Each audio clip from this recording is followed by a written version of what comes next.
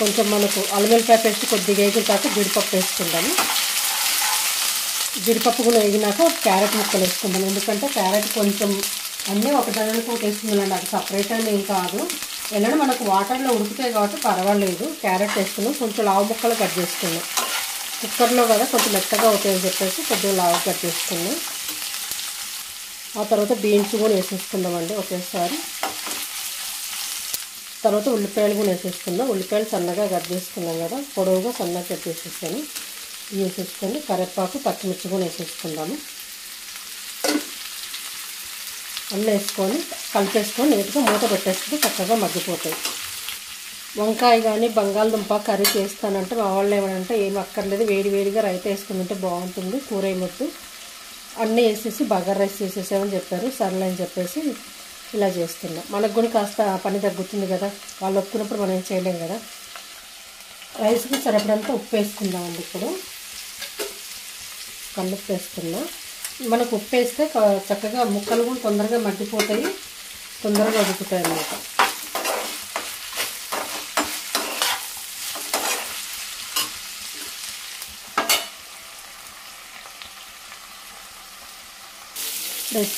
బాగా ఎగాయి కదా క్యారెట్ అయ్యి, వాటర్ వేసేసుకుందాము.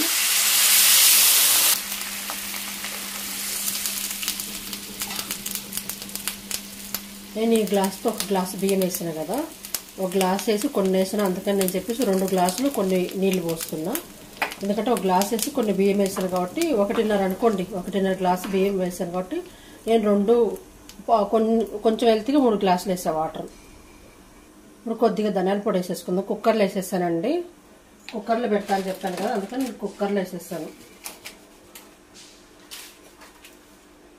కొబ్బరి పొడి కొద్దిగా, ధనియాల పొడి కొంచెం, ఉప్పు వేసాం కదా ఇందాక, అందుకని ఇప్పుడు అన్నీ వేసేసుకుందాం కదా. నీళ్ళు ఎసరు మరుగుతూ ఉందండి. ఇప్పుడు మనం బియ్యం వేసేసుకొని పెట్టేసుకుందాం. మరి మనం మామూలుగా ఇడిగా మరిగేంత కాకుండా కొంచెం లైట్గా మరిగితే చాలు. కుక్కర్ విజిల్ పెట్టుకుంటాం కదా, తొందరగా అయిపోతుంది. బియ్యం వేసేసుకున్నాం కదా, ఇప్పుడు కలిపేసుకొని మూత పెట్టేసుకుందాము.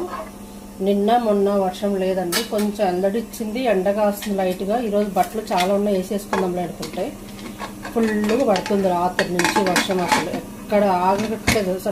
రాత్రి అంతా తెల్లవారులు పడ్డది, ఇప్పుడైతే సన్నగా పడుతూనే ఉంది. ఇక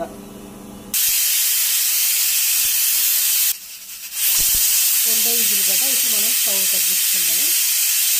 2 విజిల్ వచ్చినాయి కాబట్టి స్టవ్ తగ్గించుకొని 1 విజిల్ వచ్చి స్టవ్ కట్టేసుకుంటే అన్నం మంచిగా. కుక్కర్ విజిల్ చల్లారింది కదా, తీసేద్దాము.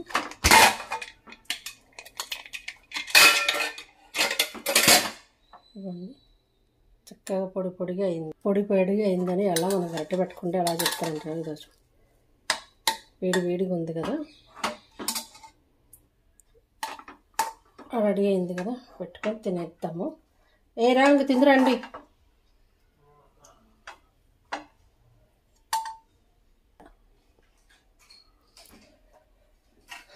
ఇదిగోండి బగారా రైస్ రెడీ అయిపోయింది. ఇప్పుడు నేను కూర ఏమి వండలేదన్నా కదా, కొద్దిగా గోంగూర పచ్చడి చేసా. ఎందుకంటే కూర వండదామని తీసుకొద్దామని పోతే లేదు, ఆడ బాగలేదు, అంత ఇసుగా ఉంది. అందుకని చెప్పేసి నేను కొద్దిగా తెచ్చాను, కొంచెం కూర వండేసాను, పచ్చడి చేసా, గోంగూర పచ్చడి రైతా. ఇదండి ఈరోజు మాది. ప్లీజ్ బాగా నచ్చితే లైక్ చేయండి, షేర్ చేయండి, కామెంట్ చేయండి.